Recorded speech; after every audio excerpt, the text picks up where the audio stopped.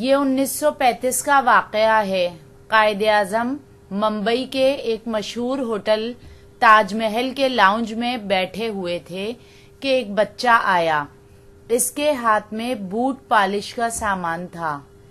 بچے نے پوچھا، صاحب بوٹ پالش کرائیں گے؟ قائد اعظم نے بچے کی طرف تیز نگاہوں سے دیکھا۔ بچہ نیکر، قمیص اور ہیٹ پہنے ہوئے تھا۔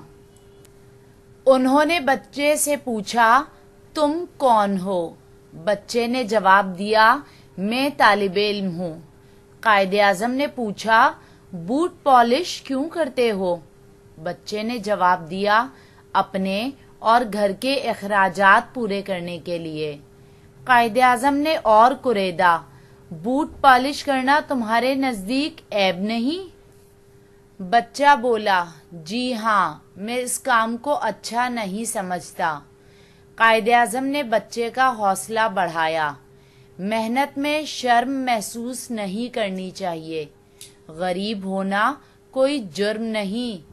میں خود غریب آدمی کا بیٹا ہوں۔ میں یہ دیکھ کر بڑا خوش ہوا ہوں کہ ایک بچہ اپنی تعلیم جاری رکھنے کے لیے اپنے ہاتھ سے محنت کر رہا ہے۔